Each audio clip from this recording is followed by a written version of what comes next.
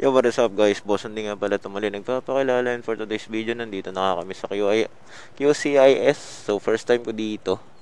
So, dito nagpaparehistro sila pinsan tsaka si Tito. O kasi usually sa Antipolo na ako nagpaparehistro. So, time check, alas 9 na kami nakarating. No cut off naman dito.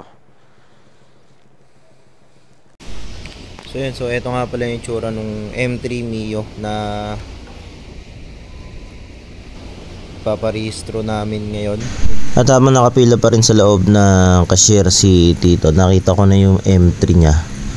Ayan, ini-emission na. So kanina pala pagdating namin, pagkapila, chinek lang yung ORCR, then physical check-up, then proceed kagad kami sa cashier. Mabilis lang naman sana kami matatapos kung nagdire-diretso na smooth yung transactions namin.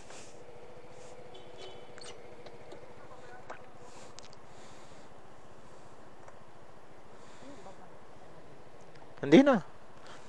Hospital mo muna kung babalik pa rito. Pero pagkakarinig ko kasi kanina, dito na doon na daw magbabayad sa East Avenue Anak account, tapos doon na rin magpaparehistro. Bali, kompleto naman kami ng mga kinakailangan dokumento. May bagong insurance, bagong emission testing, pasado. Actually, nakakuha na rin kami dito ng bagong ORCR. Yun nga lang, hindi nagre-reflect sa LTMS portal ng tsuhin ko yung motor niya. So, hindi nagre-reflect yung vehicle niya sa LTMS portal. To make the long story short, na doble or dalawa yung naging LTMS portal niya. Isang luma na hindi niya na nabubuksan at isang bago. Yung bago nabubuksan na LTMS portal ng tsuhin ko is hindi ma-reflect doon yung bagong rehistrong motor.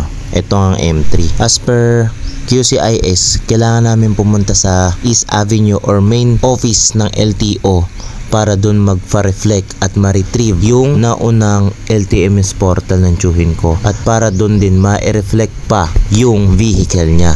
Kaya naman pagkatapos namin dito sa QCIS ay dumiretso na rin kami ng East Avenue LTO main office. At pagkadating nga namin ng East Avenue at pagpasok sa compound ng LTO office ay nagtanong na rin kami kagad sa guard kung saan ba maaasikaso yung concern namin. So pagkatanong sa guard, pinapunta kami sa window A.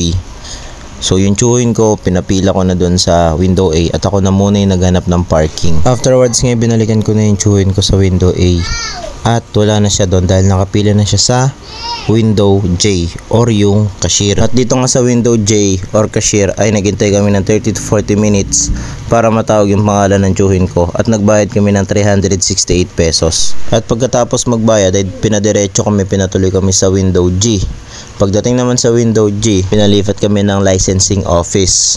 Licensing office, window 7. At pagkatapos naman dun sa window 7 ng licensing office, pinapunta naman kami sa ICT dahil nga yung motor ay hindi nagre-reflect sa LTMS portal. At pagkadating nga namin, pagpila namin sa ICT, nagbigay lang kami ng ilang detalye o RCR para naman ma-retrieve and reflect yung LTMS portal sa vehicle at vehicle sa portal. Kung sa QCIS lahat natapos na namin, wala pang 2 oras pwede na kami makauwi. Pero dahil nagpunta pa nga rin kami ng East Avenue, siguro tansya ko mga 2 oras din kaming nag-asikaso dun sa East Avenue. So far na-reflect naman yung vehicle ni Tito sa LTMS portal niya. That's it for today guys. Boss, hindi nga pala muli nagpapakilala. Like, follow, and share. Alright. Woo!